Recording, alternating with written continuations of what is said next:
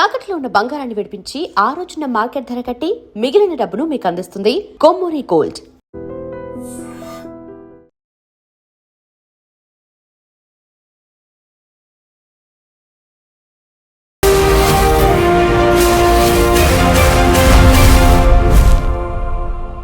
నమస్తే, welcome to iDream social spotlight with Kavitha కవిత. Supreme chief చీఫ్ ఖమేనీని అటు అమెరికా ఇటు ఇజ్రాయెల్ దళాలు అంతమొందించిన తర్వాత ప్రపంచమంతా ఒక డిఫరెంట్ వర్షన్ అనేది వినిపిస్తుంది. హర్మూజ్ జలసంధిని మూసేసిన తర్వాత ప్రపంచం అతలాకుతలం అవుతోంది అనేటువంటి భావన, మాట కూడా వినిపిస్తున్నాయి.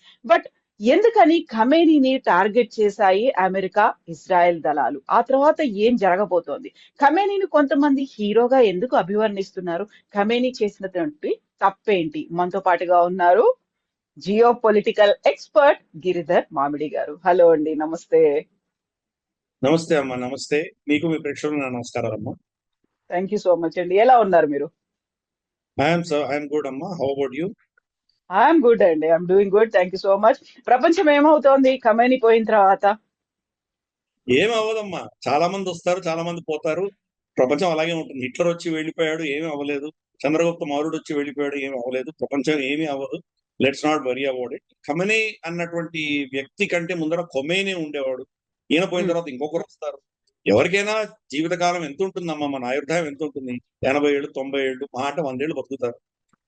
కాబట్టి అంతకుమించి ఏమీ లేదు. డెంగ్ షాపింగ్ పోయిన తర్వాత కూడా చైనా ఉంది.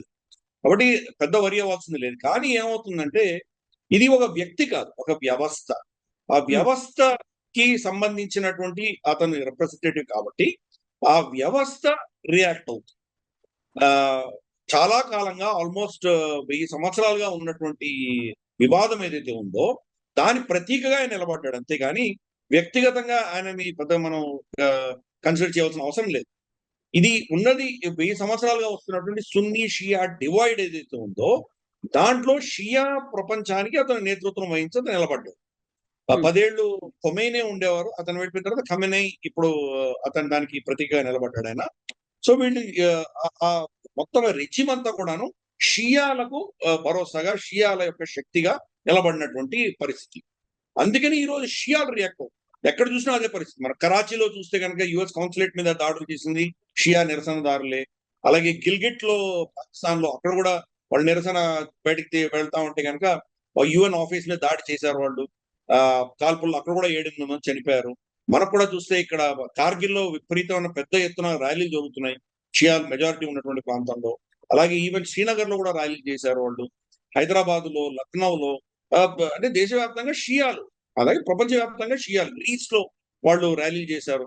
కాబట్టి వాళ్ళ యొక్క ఉనికి, వాళ్ళ యొక్క అస్తిత్వం, వాళ్ళ నేతను చంపినందుకు వాళ్ళలో ఒక విధమైనటువంటి భావన ఉంటుంది కాబట్టి వాళ్ళు రియాక్ట్ అవుతున్నారు. అది వాళ్ళది. సో సున్నీ ప్రపంచం ఆఫ్ కోర్స్ దాన్ని సెలబ్రేట్ చేస్తోంది. ఒక పెద్ద రాక్షసీ శక్తి మేము చంపేయగలిగాము, మాకు ఒక శత్రువు పోయాడు, మాకు ముప్పు, ఒక రిస్క్ ఫ్యాక్టర్ అనేది మాకు తగ్గిపోయిందని వాళ్ళు సంతోషిస్తున్నారు. కాబట్టి ఆ యాంగిల్లో చూడండి. కానీ ఈ మధ్యస్థంగా ఉన్న వాళ్ళు కూడా చాలా మంది ఉంటారు. ఖమేనీ ప్రభుత్వం పీడించిన వాళ్ళ బాధతోటి సఫర్ అయినటువంటి వాళ్ళు ఇరాన్ లోనే చాలా మంది ఉన్నారు. మాషా అమీని ఆవిడ సరిగా అమ్మాయి చిన్నపిల్ల బట్ట వేసుకోలేదని చెప్పి అమ్మాయిని చంపిన ఉదంతం మనకు తెలుసు. అప్పుడు నిరసనకారులు కావచ్చు, తర్వాత మన ద్రవ్యోల్బణం వచ్చినప్పుడు నిరసనకారులు కావచ్చు, వాళ్ళని చంపినటువంటి ఉదంతం. కాబట్టి ఒక విధమైన వ్యతిరేకత ఆ దేశంలో ఈవెన్ షియాల్లో కూడా ఉన్నది. సో ఈ దేశం అంతే. ఏ నేతకైనా కానీ కూడా 3 వర్గాలు ఉంటాయి. అతన్ని బాగా నమ్మి, అతన్ని గౌరవించి, అతని వెనకాల నిలబడ్డటువంటి ఒక వర్గం అయితే, అతను అంటే అసలు వైరం ఉండి అతన్ని హేట్ చేస్తూ అతని కంప్లీట్ గా ఆపోజిట్ ఉన్న వర్గం ఇంకో రెండోది ఉంటుంది. మూడో వర్గం తటస్థంగా ఉంటుంది. అటు ఇటు తేల్చుకోకుండా ఉన్న మూడో వర్గం కూడా ఉంటుంది. ఇరాన్ లో అలాగే ఉంది, అంతకంటే ఇంకేమీ లేదు. కాబట్టి ఇప్పుడు కూడా ఆయన చనిపోయిన తర్వాత సెలబ్రేట్ చేస్తున్న వర్గం ఒకటైతే కనుక ఆయన అపోజ్ చేస్తున్న వర్గం వేరే ఉంటుంది. కాబట్టి ఈ షియా ప్రపంచానికి నేతృత్వం కోల్పోయింది కాబట్టి దాని రియాక్షన్ మనం సహజంగా మనం చూస్తాం. అది ఏదో నేతృత్వం మళ్ళీ వస్తుంది. మళ్ళీ ఇతను సుదీర్ఘకాలంగా ఆల్మోస్ట్ 89 నుంచి ఈ రోజు దాకా ఉన్నాడు. అంటే మనం ఒక రమారమి 37-38 సంవత్సరాలు అతను నేతృత్వం వహించాడు కాబట్టి ఎవరు రీప్లేస్ చేస్తారో వాళ్ళకి సమయం పడుతుంది మళ్ళీ అటువంటి రెస్పెక్ట్ షియా ప్రపంచంలో రావడానికి సమయం పడుతుంది. కాబట్టి కొంత అస్థిర వాతావరణం దాంట్లో ఉంటుంది. ఈ సున్నీ షియా క్లాష్లు ప్రపంచవ్యాప్తంగా కూడా కొన్ని జరిగేటువంటి ఘటనలు జరిగేటువంటి అవకాశాలు లేకపోలేదు. ఎందుకని ఖమేనీని టార్గెట్ చేశాయి అమెరికా, ఇజ్రాయెల్? ఆయన ఎందుకు ఉమ్మడి శత్రువుగా ఆ రెండు దేశాలు భావించాయంటారు? ఇది చాలా పెద్ద కాంప్లికేటెడ్ క్వశ్చన్ అమ్మా. 89 నుంచి ఇంతవరకు ఖమెనీని ఎందుకు చంపలేదు అని ప్రశ్న మనం ఫస్ట్ వేసుకోవాలి. ఓ ఎందుకంటే ఈ రోజు ఎందుకు టార్గెట్ చేశారు అన్నది అది దాని సమాధానం దాంట్లో ఉంటుంది యాక్చువల్గా. అమెరికా ఈ రోజు దాని యాక్చువల్గా మన అమెరికా యొక్క శక్తి ఏంటి అని అర్థం చేసుకుంటే ఇవన్నీ అర్థం అవుతాయి. అమెరికా శక్తి అన్నది 4 స్తంభాల ఆధారంగా నడుస్తుంది. 1 oil, 2 pharmacy, 3 defence industrial complex, 4వది వాళ్ళ బ్యాంకింగ్ అండ్ డాలర్. ఈ 4 స్తంభాల ఆధారంగానే అమెరికా అన్నటువంటి శక్తి నడుస్తుంది. వీటి ఒకదానికి ఒకటి లింక్ కూడా అయి ఉంటాయి. ఫర్ ఇన్స్టెన్స్ మనకు వాళ్ళ డిఫెన్స్ ఇండస్ట్రియల్ కాంప్లెక్స్ ఆయిల్ తో లింక్ అయి ఉంటుంది. ఎందుకంటే ఆయిల్ కి యుద్ధాలు మనం ఎన్ని చేశారో చూసాం మనం. అలాగే ఆయిల్ కి మన డాలర్ కి లింక్ అయి ఉంటుంది. డాలర్ లేని ఆయిల్ అమ్మడానికి లేదు. ఎవరైనా డాలర్ ఏతర కరెన్సీలు అమ్మడానికి ప్రయత్నం చేస్తే వాళ్ళని చంపేస్తారు. సద్దాం హుసేన్ ని, మనకు ముమ్మర్ గదాఫిని ఎలా చంపారో మనం చూసాము. కాబట్టి ఇటువంటివి ఈ 4 స్తంభాల్లోనే ఇవన్నీ నడుస్తుంటాయి. 1971 లో హెన్రీ కిస్సింజర్ 15 ఆగస్ట్ బంగారానికి డాలర్ కి ఉన్నటువంటి ఆ లింకేజ్ ని కట్ చేశాడు. కట్ చేసేసి ఫియాట్ కరెన్సీ అంటారు. అంటే దాన్ని సమర్థిస్తున్నటువంటిది ఏమీ లేదు. అమెరికా ప్రభుత్వం ఇచ్చినటువంటి భరోసా, I guarantee I will give you $1 అని దాని మీద రాసి ఉంటుంది. దాని నమ్మకం మీద మనం తీసుకోవాలి. అంతగా అంత తప్పితే ఏమీ లేదు. అది ఒక చిన్న పేపర్ కాగితమే. దాన్ని చింపేసి దాని విలువ ఏమీ లేదు. కోసం 3 పైసలు 4 పైసలు ఉంటుంది. కాబట్టి ఆ సిచ్యుయేషన్ లో వాళ్ళు ఏం చేశారంటే మొత్తం చమురు అంటే పెట్రోలియం ప్రొడక్ట్స్ అన్ని కూడాను డాలర్ తో అనుసంధానం చేశారు. సో డాలర్ లేని ఎవరు అమ్మడానికి వీల్లేదా. కాబట్టి ఈ యొక్క రెజీమ్ అంతా ఈరోజు డాలర్ యొక్క శక్తి ఎందుకు అంత బలంగా ఉంది, డాలర్ కావాలని దేశాలు ఎందుకు కోరుకుంటున్నాయి, $1 బిలియన్ అప్పు కోసం ఈరోజు పాకిస్తాన్ ఎవరి దగ్గర ఉడికించేయాలన్న సిద్ధం ఎందుకు అవుతోంది. దీని వెనకాల మన చరిత్ర చూసామంటే డాలర్ యొక్క కమాండ్, ఆ డాలర్ యొక్క పవర్ అన్నది ఎలా వచ్చిందంటే ఇదో అమెరికా ఈ గల్ఫ్ ప్రాంతంలో ఈ ఆయిల్ ప్రొడ్యూస్ చేసే దేశాలన్నీ అమెరికా కబ్జాలో ఉంచుకుంది. కంప్లీట్ గా వీళ్ళందరూ వాళ్ళ కబ్జాలో. కానీ వాళ్ళలో శత్రుత్వం లేకపోయేసరికి వాళ్ళలో అందరూ మిత్రులు అయితే కనుక రేపు అమెరికా అవసరం ఎందుకు ఉంటుంది అది. కాబట్టి వాళ్ళలో ఏదో వైషమ్యాలు తీసుకురావాలి. వాళ్ళలో వైషమ్యాలు తీసుకొస్తేనే అమెరికా పబ్బం గడుస్తుంది. వాళ్ళ స్థావరాలు పెట్టుకోవచ్చు. 10 స్థావరాల పైన ఉన్నాయి అక్కడ అమెరికా. మన కువైట్ లో ఉంది, మనకు బహ్రెయిన్ లో ఉంది, Qatar, UAE, Oman, Saudi Arabia, Iraq, చాలా ప్రాంతాల్లో వీళ్ళ స్థావరాలు ఉన్నాయి అమెరికా. మిలిటరీ బేసెస్ కానీ, ఎయిర్ ఫోర్స్ బేసులు కానీ, నేవల్ బేసులు కానీ చాలా ఉన్నాయి. సో కాబట్టి ఏదో ఒక బూచి చూపించారు, రాక్షసుని చూపించారు. అందుకని ఇరాన్ అన్నటువంటి రాక్షసి చూపించడం వల్ల అమెరికాకు లాభం. ఇరాన్ ఉంది చూడు, మిమ్మల్ని అచ్చేస్తుంది ఇచ్చేస్తుంది చూడు అని చెప్పి బెదిరించి మా అస్త్రాలు ఉన్నాయి మావి కొనుక్కోండి, మా ప్యాట్రియట్ మిసైల్స్ కొనుక్కోండి, టామాక్ మిసైల్స్ కొనుక్కోండి, F-16 కొనుక్కోండి. సో వాళ్ళ డిఫెన్స్ ఇండస్ట్రియల్ కాంప్లెక్స్ కి వాళ్ళ బిజినెస్ వస్తుంది. ఆయిల్ డాలర్ లోనే అమ్మగలరు వాళ్ళు. ఎందుకంటే మేము ఉన్నాం, మీరు కన్నా డాలర్లు అమ్మకపోతే మేము మీకు ప్రొటెక్షన్ ఇవ్వమనేసరికి అమెరికా కావాలి కాబట్టి వాళ్ళు డాలర్లోనే అమ్ముతారు. సో ఇలా ఈ మొత్తం సిస్టమ్ అంతా కూడా అమెరికా అధీనంలో ఉంది. అందుకనే ఈ రోజు చనిపోయినా కానీ కూడా అక్కడ దేశాలు ఏవి కూడాను ఆయన చంపినందుకు నిరసనలు ఎక్కడ తెలపట్లేదు. ఎక్కడ ఎస్పెషల్లీ సున్నీ ప్రపంచంలో ఎవరు తెలపట్లేదు. సో అమెరికా ఏం చేసిందంటే కాన్షియస్ గా ఈ సున్నీ షియా డివైడ్ లో సున్నీ పక్షాలు నిలబడ్డారు. దాంతో షియా ప్రపంచం అంతా కూడాను వాళ్ళ కుంపటి వాళ్ళు పెట్టుకున్నారు. వాళ్ళు ఏం చేయాలో వీటిని ఎలా కంట్రోల్ చేయాలో వాళ్ళు చేసుకున్నారు. చాలా కాలంగా వాళ్ళకి తెలుసు అమెరికాకు ఉన్నటువంటి శక్తి, అమెరికా యొక్క కెపాసిటీ ఏంటో తెలుసు. కాబట్టి అమెరికాతో డైరెక్ట్ గా యుద్ధం చేసి గెలవలేం కాబట్టి ప్రాక్సీలు పెట్టుకోవడం మొదలుపెట్టారు. హమాసు, హిజ్బుల్లా, హౌతీలు, అలాగే మనకు ఇరాక్ లో కూడా కొన్ని వాళ్ళకు ఉన్నాయి. అలాగే సౌదీ అరేబియాలో కొన్ని తంజీములు పెట్టుకున్నారు. యమన్ లో చాలా ప్రాంతాల్లో ప్రాక్సీలు పెట్టి ప్రాక్సీలతోటి వాళ్ళ ఆటంతా ఆడించుకున్నారు ఇంతకాలంగా. దీనికంతా సూత్రధారుడు ఖమెనీ. ఖొమేనీ ఉన్నటువంటి 10 సంవత్సరాలు కూడా ఇరాక్ తో యుద్ధం చేసి ఆయన తర్వాత చనిపోయాడు. ఆయన ఎక్కువ కాలం లేడు. ఇప్పుడు నిన్న చనిపోయినటువంటి వ్యక్తి ఖమెనీ, ఇతనే ఈ మొత్తం దీనికి మాస్టర్ ప్లాన్ వేసినంత IRGC పెట్టి దీన్ని ఫుడ్స్ కమాండో ఫోర్స్ అని పెట్టి ఇవన్నీ కూడా వీళ్ళతోటి తరచూ వీడి మీద దాడులు చేయడం ఇవన్నీ ఇతనే చేయించాడు, ఖమెనీ చేయించాడు. కాబట్టి షియాలకు అతను పెద్ద నేత అయి ఉండొచ్చు కానీ ప్రపంచవ్యాప్తంగా మానవ హక్కుల ఉల్లంఘన చేసి నరహంతకుడిగా నిలిచినటువంటి వ్యక్తి ఖమేనీ. కొన్ని లక్షల మందికి పొట్టబెట్టుకున్నటువంటి వ్యక్తి. కనీసం అంటే ఒక 3 తరాలుగా చాలా మంది చనిపోయారు. ఈరోజు గాజాలో ఉన్నటువంటి ఘటనలు కావచ్చు, లెబనాన్ కావచ్చు, యెమెన్ లో కావచ్చు, ఇతరత్రా బాంబింగ్స్ అన్ని ఎక్కడెక్కడ జరిగినాయి వాటన్నిటికి కూడాను సూత్రధారి ఖమేనీ. కాబట్టి అతని మీద సింపతి మనం ఏం చూపించక్కర్లేదు. సరే వాళ్ళ నేతృత్వం ఉంది కాబట్టి వాళ్ళు షియాలు బాధపడచ్చు, అదొక వేరే విషయం. కానీ మనం విశ్లేషించి చూస్తే కనుక అతని యొక్క నైజం, అతని యొక్క చరిత్ర మాత్రం రక్తసిక్తమైన చరిత్రనే ఉంది అతను. సో ఇప్పుడు ఖమేనీని టార్గెట్ చేయడానికి అమెరికా డీప్ స్టేట్ ఎప్పుడు కూడాను సుముఖంగా లేదు. చాలా సార్లు బెంజమిన్ నెతన్యాహు అతన్ని చంపాలని ప్రయత్నం చేశారు. ఇప్పుడు నెక్స్ట్ అమెరికా గురించి అనుకున్నాం, ఇప్పుడు ఇజ్రాయెల్ గురించి చూద్దాం. ఇజ్రాయెల్ పరిస్థితి ఏంటంటే చాలా చిన్న దేశం. చుట్టుపక్కల మొత్తం ఈ ఇజ్రాయెల్ అన్న దేశం ఉండకూడదు, దీన్ని నాశనం చేయాలి అన్న భావజాలం ఉన్నటువంటి దేశాలే అన్ని ఉన్నాయి చుట్టూ. ఇప్పటికి కూడా మెజారిటీ ఆ చుట్టుపక్కల దేశాలు ఏవి కూడా ఇజ్రాయెల్ ని రికగ్నైజ్ కూడా చేయదు. మనకు ఈవెన్ రికగ్నైజ్ చేయదు, ఇంతవరకు కూడా ఖతార్ రికగ్నైజ్ చేయదు, ఒమాన్ రికగ్నైజ్ చేయదు. సో ఒక యుఏఈ ఒకటి రీసెంట్ గా అబ్రాహమిక్ అకౌంట్ రికగ్నైజ్ చేశారు, యుఏఈ బహ్రెయిన్ చేశారు, కానీ లేకపోతే వాళ్ళు కూడా చేయాలి. ఒక జార్డన్, టర్కీ, ఈజిప్ట్ తప్ప ఎవరు రికగ్నైజ్ చేయలేదు. సో ఇది పరిస్థితి.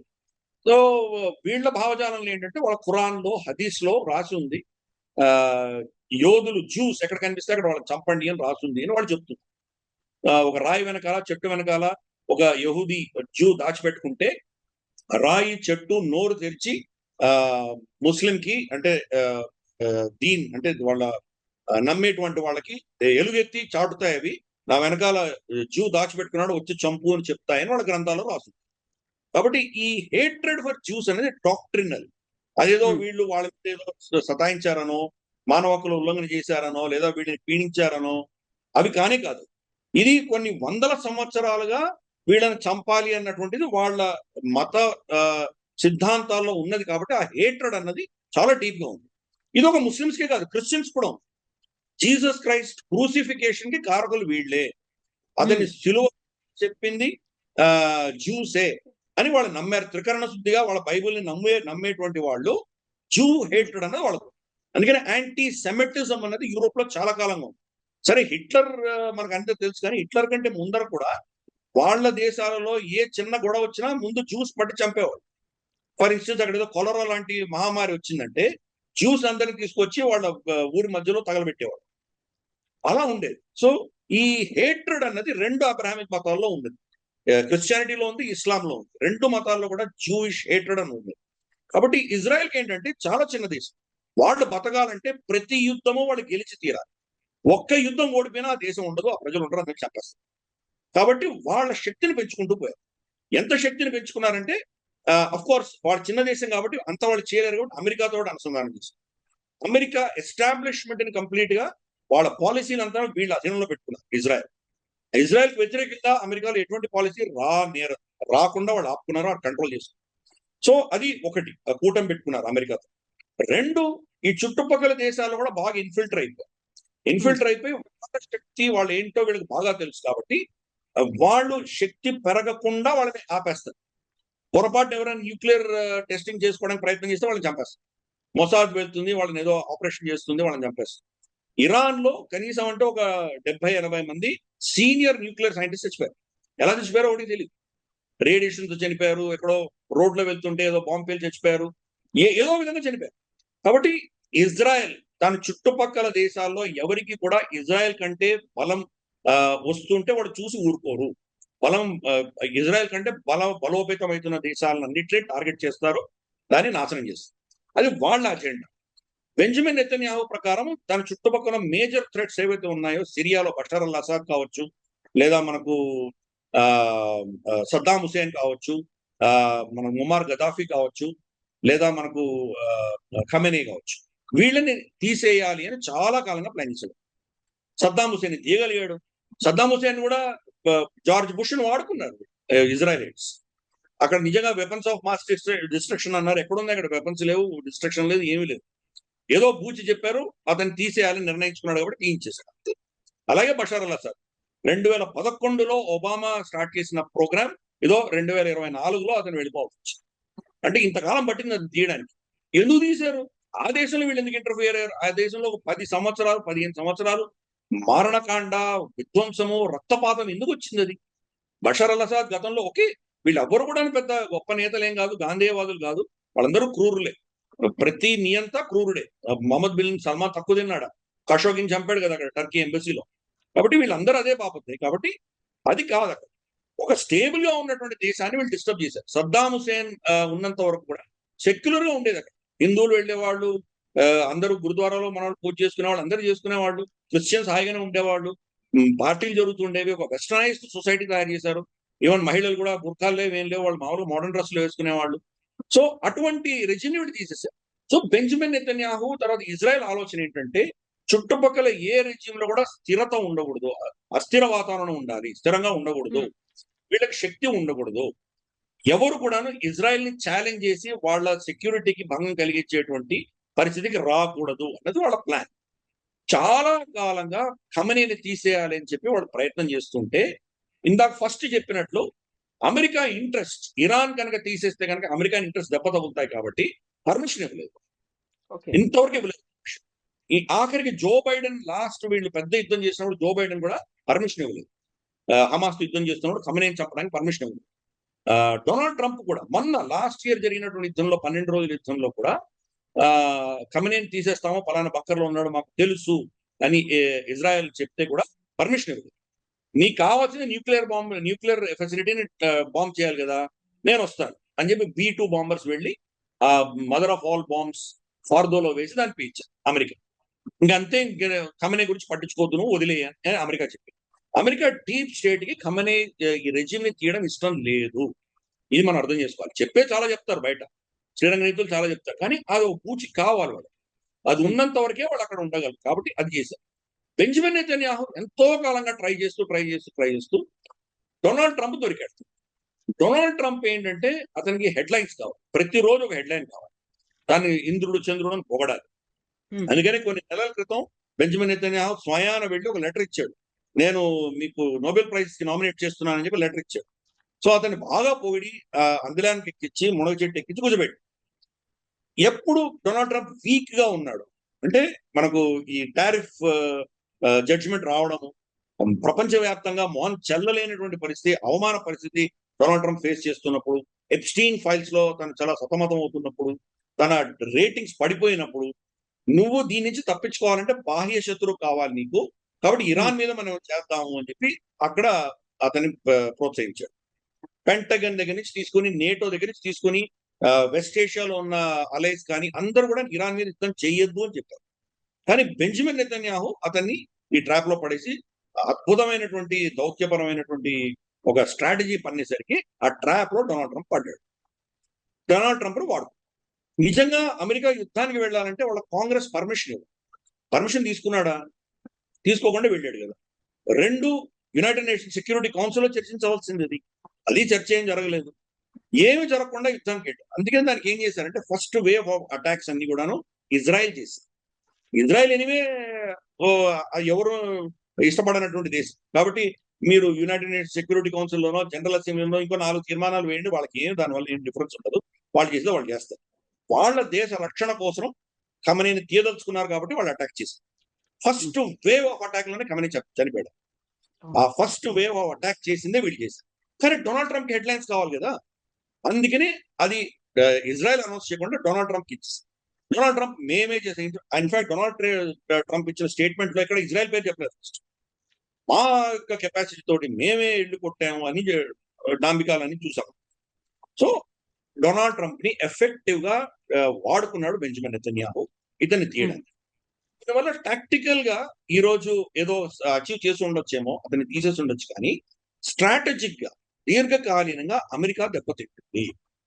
అక్కడ ఇరాన్, ఇజ్రాయెల్, సౌదీ అరేబియా ముగ్గురు మిత్రులు అయిపోతే, ముగ్గురు ఫ్రెండ్స్ అయిపోతే అమెరికాకి పని ఏంటి అక్కడ? అమెరికా ఈ రోజు ఒక్క బ్యారెల్ ఆయిల్ కూడా గల్ఫ్ నుంచి వాళ్లే అమ్ముతున్నారు, వాళ్లే ఎక్స్పోర్ట్ చేస్తున్నారు. ప్రపంచవ్యాప్తంగా చమురు ఎక్కడెక్కడ అమెరికన్ రేట్ కంటే తక్కువ ఉందో వాటిని కట్ చేస్తుంది అమెరికా. రష్యాని కట్ చేసింది, వెనెజుయేలా నుంచి నికోలస్ మడోర్ని ఎత్తుకుపోయారు, నైజీరియా మీద బాంబులు వేశారు, ఇరాన్ మీద శాంక్షన్స్ వేశారు. సో ఎక్కడ చూసినా కానీ వాళ్ళ రేటు కంటే తక్కువ అమ్మేటువంటి వాళ్ళని వాళ్ళు కట్ చేస్తున్నారు. వాళ్ళ అధీనంలోనే సేల్స్ జరగాలి, డాలర్లోనే జరగాలి. అది వాళ్ళ ఆలోచన దృక్పథం. సో ఇప్పుడు ఇరాన్ కనుక ఒక మిత్ర దేశం అయిపోతే సౌదీ అరేబియాకి, ఇజ్రాయెల్కి, వాళ్ళ బిగ్గెస్ట్ కస్టమర్స్ ఎవరు? చైనా, భారతదేశం. కాబట్టి డాలర్లో ఎందుకు అమ్మాలి? ఈ 2 దేశాల కరెన్సీ లేదా 3 దేశాల కరెన్సీలు కాకుండా ఏదో దేశం, ఏదో అమెరికా దేశం యొక్క డాలర్లు ఎందుకు వాళ్ళు అమ్మాలి, కొనాలి? కాబట్టి అప్పుడు డాలర్ యొక్క అస్తిత్వం దెబ్బతింటుంది. దాన్ని వాళ్ళు సహించరు. They are super power. America మనం ఒప్పుకున్నా ఒప్పుకోకపోయినా సూపర్ పవర్. కాబట్టి రూల్స్ తో సంబంధం లేదు, నైతికతతో సంబంధం లేదు, వాళ్ళు మొరాలిటీ, లీగాలిటీ దేనికి సంబంధం లేదు. వాళ్ళ గుండాగర్ది వాళ్ళు చూపిస్తున్నారు. కాబట్టి వాళ్ళు చెప్పేది ప్రపంచాన్ని కాపాడుతున్నానో లేదా మా అమెరికన్ పౌరులను కాపాడుతున్నానో ఇవన్నీ కుంటు సాకులు. అమెరికా వాళ్ళు యుద్ధం చేసేటప్పుడు ఏ సాకు చెప్తుందో ఆ దానికిను ఏ కారణం వల్ల వాళ్ళు యుద్ధానికి వెళ్తున్నారు, రెండు ఎప్పుడు కూడా ఆపోజిట్ గా ఉంటాయి. కాబట్టి దీంట్లో కూడా అదే చూడాలి. కాబట్టి ఇది ఆయిల్ కోసం వెళ్ళట్లేదు వాళ్ళు. వాళ్ళు వెళ్ళదలుచుకోలేదు, వెళ్ళకూడదు అని అనుకున్నటువంటిది బెంజమిన్ నెతన్యాహు వాళ్ళని ఆ ఊబిలో దింపాడు. దానివల్ల అమెరికా దీర్ఘకాలికంగా సఫర్ అవుతుంది. డాలర్ కి ప్రత్యామ్నాయాలు వస్తాయి, అమెరికా మీద నమ్మకం పోతుంది. అమెరికన్ అలయన్స్ ఎవరిని ఇన్వాల్వ్ చేయలేదు దీంట్లో. నేటో ఇన్వాల్వ్ అవ్వలేదు, యూరోపియన్స్ ఎవరు లేరు. ఆస్ట్రేలియా, కెనడా, జపాన్, కొరియా, ఏషియాలో ఉన్న వాళ్ళు కూడా ఎవరు ఇన్వాల్వ్ అవ్వలేదు దీంట్లో. ఆఖరికి గల్ఫ్ దేశంలో ఉన్న వాళ్ళు కూడా ఇన్వాల్వ్ అవ్వలేదు. వాళ్ళందరూ కూడా మా భూమిని వాడుకోవడానికి వీల్లేదు, మా ఎయిర్ స్పేస్ వాడుకోవడానికి వీల్లేదని చెప్పారు. కాబట్టి ఐసోలేటెడ్ గా ఓన్లీ ఇజ్రాయెల్, యుఎస్ఏ మాత్రమే వెళ్ళి యుద్ధం చేసింది. మనకు తెలుసు చరిత్రలో అట్లీస్ట్ రెండో ప్రపంచ యుద్ధం నుంచి ఇప్పటి వరకు రెజీమ్ చేంజ్ చేయాలంటే ఆకాశం నుంచి బొంబార్డ్మెంట్ చేసినంత మాత్రం రెజీమ్ చేంజ్ అవ్వవు. కింద భూమిలో మీరు బూట్స్ ఆన్ ద గ్రౌండ్ వెళ్ళాలి, మీ సైన్యం వెళ్ళాలి. ఇరాన్ లో సైన్యం వెళ్ళలేనటువంటి పరిస్థితి. మొత్తం కొండ ప్రాంతం అది. అక్కడ వెళ్తే కనుక వందల సంఖ్యలో వీళ్ళ సైనికులు చనిపోతారు, ఇజ్రాయెల్ కానీ లేదా అమెరికన్ సైనికులు కానీ. కాబట్టి వీళ్ళు ఏమంటున్నారు, డొనాల్డ్ ట్రంప్ ఏమంటున్నాడు, మేము చేసేది మేము చేస్తాము, మీరు ఆ ప్రభుత్వాన్ని మార్చండి అని ప్రజలకు యుద్ధం బోధిస్తున్నాడు. సేమ్ థింగ్ బెంజమిన్ నెతన్యాహు చెప్తున్నాడు. ప్రజలు ఎందుకు చేస్తారు? ప్రజలు బయటకు వస్తే వాళ్ళని కాల్చేస్తుంది ఐఆర్జీసీ. ఆల్రెడీ మన 3-4 వేల మంది చనిపోయారు గతంలో, ఒక 4-5 నెలల క్రితం. ప్రజల దగ్గర అస్త్రాలు లేవు, శస్త్రాలు లేవు, వాళ్ళు ఎలా వెళ్ళి యుద్ధం చేస్తారు? వాళ్ళని మేము ఉన్న ఆకాశం నుంచి కొడుతుంటాం, మాకు భయం, మేము రాము, మీరు చంపండి అంటే వాళ్ళు ఎందుకు చెప్తారు? వాళ్ళు రెజిమ్ చేంజ్ ఎలా అవుతుంది? సో ఇవన్నీ పనికిమాలినటువంటి అంశాలు ఇవన్నీ. అందుకని ఈ పరిస్థితి అంతా కూడా అస్థిర వాతావరణం క్రియేట్ చేసేసి వెళ్ళిపోతుంది. 1945 నుంచి ఈ రోజు దాకా అమెరికా ఒక్క యుద్ధం కూడా గెలవలేదు. ప్రతి యుద్ధం స్టార్ట్ చేస్తుంది, వాళ్ళు అక్కడి నుంచి వెళ్ళిపోయేసరికి అక్కడ ఆ ప్రాంతం అంతా సర్వనాశనం అయిపోతుంది. ప్రపంచానికి కంటకమైనటువంటి శక్తులు అదే ప్రాంతంలో పుట్టుకుంటూ వస్తున్నాయి. మనం ఆఫ్ఘనిస్తాన్ ని, ఇరాక్ ని వీటిని నాశనం చేసిన తర్వాత మనకు అల్ఖైదాలు, ఐసిస్లు ఇటువంటివి ఏంటంటో పుట్టుకొచ్చినాయి. ఇప్పుడు ఇంకా షియా ప్రభుత్వం ఇరాన్ ని నాశనం చేసినారు, ఇరాన్ నుంచి కూడా అటువంటి రాక్షస శక్తులు పుట్టుకొస్తాయి. దానివల్ల ఎవరికి లాభపడుతున్నారో అర్థం కావట్లేదు. సో అందుకని అమెరికా వర్చస్సు క్రమేపీ తగ్గుతూ ఉంటుంది. దానిని నిలబెట్టుకోవడానికి కోసమే ఈ గుండాగర్ది చేస్తున్నారు. సో ఏం చేయాలి మనం? We can't help it. మనం దీనివల్ల విక్టిమ్స్ అన్ని ప్రపంచం అంతా ఎలా బాధపడుతుందో భారతదేశం కూడా అలాగే బాధపడాలి. మనకు కూడా చమురు ధరలు పెరుగుతాయి, మనకు బంగారు ధరం విపరీతంగా పెరిగిపోతుంది. మన స్టాక్ మార్కెట్ ఆల్రెడీ 1000 పాయింట్స్ పైన క్రాష్ అయిపోయింది ఆల్రెడీ. ఈ రోజు 1,70,000 తులం దాకా వెళ్ళిపోయిందని వింటున్నాను నేను. బహుశా అది 2 లక్షలు ఇలాగే సాగి 2-3 నెలలు సాగితే కనుక 2 లక్షలు టచ్ అయినా మనం ఆశ్చర్యపడక్కర్లేదు.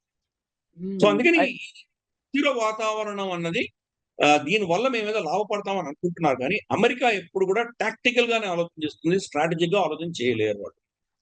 దీనివల్ల ప్రత్యామ్నాయాలు పుట్టుకొస్తున్నాయి అంతేగాని వాళ్ళు ఈ బెదిరింపులతోటి ప్రపంచాన్ని వంచేటువంటి పరిస్థితి వాళ్ళు అనుకుంటున్నారు, కానీ జరగట్లేదు. అందుకనే ఈ ఖర్చులు పెట్టి ఇంకా నష్టపోయి అమెరికా ఇంకా అప్పులో ఊబిలో కూరుకుని ఇంకా కష్టపడుతూ ఉంటుంది అని చెప్పి చైనా కావచ్చు వదిలేసారు. దాని గురించి ఇంటర్ఫియర్ అవ్వట్లేదు. భారతదేశం మనం కూడా ఏంటంటే చాలా టాక్టికల్ గా, చాలా స్ట్రాటజీగా ప్రవర్తిస్తున్నాం. మనం టాక్టికల్ గా కాదు. మనం సరే మన చేతిలో లేదు. సద్దాం హుసేన్ ఆపగలిగామా? చంపుతుంటే, ఉరి తీస్తుంటే ఆపలేము. మనకు అసలైన మిత్రుడు సద్దాం హుసేన్. ప్రతి ఆర్గనైజేషన్ ఆఫ్ ఇస్లామిక్ కంట్రీ వాళ్ళ దీంట్లో మీటింగ్స్ లో కశ్మీర్కి వ్యతిరేకంగా, భారతదేశానికి వ్యతిరేకంగా రెజల్యూషన్స్ తీసుకొస్తే మన పక్షాన ఓటేసినటువంటి వ్యక్తి సద్దాం హుసేన్. కానీ సద్దాం హుసేన్ ఉరి తీస్తున్నప్పుడు మనం ఏం చేయలేకపోయాం. అదే పరిస్థితి ఇప్పుడు కూడా అంతే. ఇరాన్తో మనకు కొన్ని మంచి సంబంధాలే ఉన్నాయి. ఖమనేని చంపేసిన తర్వాత మనం కామెంట్ చేసి ఇప్పుడు దాని లాభం ఏం లేదు, దాని నష్టం ఏం లేదు. మనం అందుకని క్వైట్ గా ఉన్నాం. అలాగే చైనా అలాగే ఉంది, రష్యా అలాగే ఉంది. అమెరికా ఈ పిచ్చి పనులు చేసి చేసి అలసిపోయి వాళ్ళు దెబ్బతిని, వాళ్ళ ఎకానమీ దెబ్బతిని, వాళ్ళ మీద నమ్మకం పోయి ప్రపంచం అంతా ప్రత్యామ్నాయాలు చూసుకునే పరిస్థితి వచ్చినప్పుడు ఆటోమేటిక్ గా జరగాల్సింది జరుగుతుంది. మనకు హెడ్లైన్ అక్కర్లేదు. మన దేశ రక్షణ, మన దేశం ఇంట్రెస్ట్ మనకు కావాలి కాబట్టి ఈ దేశాలని అలా ప్రవర్తిస్తాయి. ఇది ఇప్పుడు జరుగుతున్నటువంటి మేజర్ చేంజెస్ అని నాకు తెలిసిన కొన్ని విషయాలు చెప్పాను. అయితే గిరిధర్ గారు ఇక్కడ ఒక కీలకమైనటువంటి మాట ఖమేనీ గురించి వినిపిస్తోంది ఏంటంటే అమెరికా ఆధిపత్యం కావచ్చు, లేకుంటే ఆ దేశాల పెత్తనాన్ని ఒప్పుకోనటువంటి ఖమేనీ ఒక వెన్నెముక ఉన్నటువంటి లీడర్ లాగా నిలబడ్డాడు. అలాంటి లీడర్ ని వీళ్ళ ఒక కుయుక్తులతో కుట్రలతో ఆయన తీసేశారు. బట్ ఖమేనీ మాకు ఒక హీరో అనేటువంటి ఒక భావన కూడా వినిపిస్తోంది కదా. ఆ విషయం కొంత వాస్తవం ఉంది, నేను కాదనట్లేదు. అమెరికా ఇజ్రాయెల్ వ్యతిరేకంగా నిలబడ్డాడు, నేను కాదనట్ల. ఆ, అమెరికా వరల్డ్ సూపర్ పవర్, వాళ్ళు తీశారు. ఇప్పుడు ఏం చేస్తారు మీరు? ఎవరికి వెళ్ళి చెప్పుకుంటారు మీరు? అది సూపర్ పవర్, వాళ్ళు తీశారు, తీయదలుచుకున్నారు, తీసేశారు. ఇప్పుడు ఏంటి? అమెరికాని ప్రశ్నించగలరా మీరు? ఈ రోజు ప్రపంచంలో ఏ ఒక్క దేశమైనా, రైట్, మేజర్ సీనియర్ ఇంపార్టెంట్ దేశాలు ఇంక్లూడింగ్ పాకిస్తాన్ అమెరికాని కండెమ్ చేయగలిగాయా? ఇజ్రాయెల్ కండెమ్ చేయగలిగాయా? ఎవరైనా ఇతను చంపడం తప్పు అని ఎవరైనా అనగలిగారా? యునైటెడ్ నేషన్స్ రెజల్యూషన్ ఎవరైనా తీసుకురాగలిగారా? చైనా గానీ, రష్యా గానీ, పర్మనెంట్ ఫైవ్ గానీ ఎవరైనా తీసుకురాగలిగారా? ఏం రాలేదు. మీ హీరోనా జీరోనా మీ ఇష్టం, మీరు ఏమనుకుంటే అనుకోండి. అమెరికా చేసింది ఇప్పుడు అమెరికాని ఎవరేమనగలరు, ఏమనలేదు. ఇది ఒక విషయం. రెండవది, ఆయన అమెరికాని రెసిస్ట్ చేస్తూ ఉన్నాడు కాబట్టి అతన్ని చంపారు అంటే కనుక ఈ రెసిస్టెన్స్ ఏదో 89 నుంచి జరుగుతోంది కదా, అప్పటి నుంచి ఎందుకు చంపలేదు, ఇప్పుడే ఎందుకు చంపారు? ఈ టైమింగ్ ప్రశ్నించాలి ఎవరైనా. సో చాలా మంది అపోజ్ చేశారు. మరి అపోజ్ చేసినట్టు సద్దాం హుసేన్ చంపేశారు, మనకు మనకు మొమ్మర్ గదాఫీని చంపారు, చాలా మందిని చంపారు, నికోలస్ మదర్ని ఎత్తుకుపోయారు వాళ్ళు. వాళ్ళ ఇష్టం, చాలా చేశారు. మరి ఖమేనీ మీద ఎందుకు చేయలేదు? ఖమేనీకి అంత శక్తి ఉందా? అతని దగ్గర అన్ని అస్త్రాలు ఉన్నాయా? అతను ఏమి చేయలేనటువంటి పరిస్థితి ఏం కాదు కదా. ఆఫ్టర్ ఆల్ అక్కడ వాళ్ళ టెహరాన్ లో ఒక హమాస్ లీడర్ వచ్చినందుకు అతను బెడ్రూమ్ లో ఉంటే బెడ్రూమ్ లో టాయిలెట్ లో వీళ్ళు ఇది పెట్టి పేల్చి చంపేయగలిగారు ఇజ్రాయెల్. అంత ఇంటెలిజెన్స్ ఉంది వీళ్ళ దగ్గర. సో ఖమేనీ చంపడం పెద్ద ప్రాబ్లమే కాదు. ఖమేనీ ఎన్నిసార్లు వచ్చాడు, ఎన్నిసార్లు పబ్లిక్ స్పీచ్లు ఇచ్చాడు, అతను ఈజీగా చంపుండొచ్చు, ఎందుకు చంపలేదు ఇది ప్రశ్నించారు. సో హీరో కాదు, అతను మాట్లాడుతున్నా కానీ అతని అవసరం ఉంది కాబట్టి వదిలిపెట్టారు, అపేక్షించి వదిలిపెట్టింది. అతను ఉండాలి, అటువంటి శక్తి ఉన్నందువల్ల వీళ్ళందరూ భయపడుతున్నారు. ఇప్పుడు దుబాయ్ ఇంటర్నేషనల్ ఎయిర్పోర్ట్ మీద, మనకు పామ్ జుమేరా మీద, తర్వాత మనకు బుర్జల్ ఖలీఫా, బుర్జల్ అరబ్, వీటి మీద బాంబులు పడడం వల్ల అమెరికా చాలా సంతోషిస్తుంది, హ్యాపీగా ఉంది. ఎందుకు? రేపటి రోజు యుఏఈ వీళ్ళందరూ అమెరికా ఇంకా ఖర్చు పెడతారు, అమెరికా దగ్గర ఇంకా కొంటారు. మమ్మల్ని ప్రొటెక్ట్ చేసుకోవాలంటే అస్త్రాలు కావాలి, యాంటీ మిజైల్ షీల్డ్స్ కావాలి, మాకు బ్లాక్ డోమ్ కావాలి, ఐరన్ డోమ్ కావాలి, ఇంకేదో కాపర్ డోమ్ కావాలి, ఇవన్నీ కావాలని ఖర్చు పెడతారు. సో అమెరికా వస్తుంది. సో ఒక బూచి కావాలి, ఒక ఆసురి శక్తి కావాలి వాళ్ళకు. అందుకని ఇరాన్ని వదిలిపెట్టారు. ఇరాన్ని ఈ ఈ పనులని చేయిస్తూ ఉండగా వాళ్ళని వదిలిపెట్టారు. కానీ వాళ్ళ శక్తి ఒక లెవెల్ దాటిందంటే మళ్ళీ వాళ్ళ మీద దాడులు జరిగాయి, వాళ్ళని చంపారు, కొట్టారు, హిజ్బుల్లాని కొట్టారు, వీళ్ళందరినీ కొట్టారు. ఆ న్యూక్లియర్ వెపన్స్ కూడా, న్యూక్లియర్ టెక్నాలజీని వాళ్ళ దాని ప్రాసెసింగ్ లో, దాని రిఫైన్మెంట్ లో ఒక పర్టికులర్ గ్రేడ్ దాటితే కనుక అటాక్స్ జరిగినాయి ఇరాన్ మీద. వాళ్ళ సైంటిస్టులను చంపారు. మొసాడ్ ఏజెంట్స్ అయితే కనుక 5-6 అడుగు అంతస్తులు భూమి లోపల ఉన్నటువంటి ఫిజికల్ ఫైల్స్ అని ఎత్తుకొని వచ్చారు. ఎలా ఎత్తుకొచ్చారు? అంత హై సెక్యూరిటీ ప్రెజెంట్ నుంచి. అహ్మదీజినాద్ చనిపోయాడని చెప్పి మనకు తెలుస్తోంది, మాజీ రాష్ట్రపతి, ఇరాన్ రాష్ట్రపతి. అతను నిన్ననే ఒక స్టేట్మెంట్ ఇష్యూ చేశారు.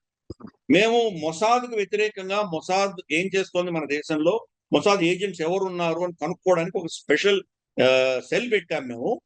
పెడితే కొన్ని సంవత్సరాల తర్వాత మాకు తెలిసింది ఏంటంటే దాంట్లో 20 మంది మొసాద్ ఏజెంట్స్ అని మాకు తెలిసింది. మాకు అంత ఇన్ఫిల్టర్ అయి ఉన్నారు. కాబట్టి దాన్ని మేనేజ్ చేస్తూ వచ్చారు ఇజ్రాయెల్ కానీ, అమెరికా కానీ. ఒక వాళ్ళ ఇరాన్ యొక్క శక్తిని ఒక స్థాయి కంటే కింద పడకుండా, ఒక స్థాయి కంటే పైకి వెళ్లకుండా మేనేజ్ చేసుకుంటూ వచ్చారు. స్థాయి కంటే కింద పడితే ఎవరికి థ్రెట్ లేదు, ఎవరు భయపడరు. కాబట్టి ఉండాలి, ఆ లెవెల్లో మెయింటైన్ చేశారు. కానీ అమెరికాని కానీ, ఇజ్రాయెల్ కానీ ఛాలెంజ్ చేసే కెపాసిటీ వాళ్ళకు ఉండకూడదు. అందుకని ఆ లెవెల్లో మెయింటైన్ చేసుకుంటూ వచ్చారు. ఇప్పుడు ఇది బెంజమిన్ నెతన్యాహు ఒక ప్లాన్, అమెరికా ప్లాన్ కాదు. పెంటగన్ ప్లాన్ కాదు, అమెరికన్ డీప్ స్టేట్ ప్లాన్ కాదు, బెంజమిన్ నెతన్యాహు సాధించాడు. అందుకనే రెజీమ్ చేంజ్ చేయడానికి బహుశా డీప్ స్టేట్ ఒప్పుకోదు. నీకు కావాల్సింది అయిపోయింది కదా, చంపేసాం, అయిపోయింది, వదిలే అని చెప్పి వదిలేస్తారు. ఆ ప్రతీకార జ్వాలలు అనేది ఆ రెజీమ్ లో ఉండాలి. అది ఉంటేనే అమెరికా యొక్క వర్చస్సు ఉంటుంది అక్కడ. అమెరికా డాలర్ ఈ యొక్క నెక్సెస్ అంతా కూడాను అక్కడ ఉంటుంది.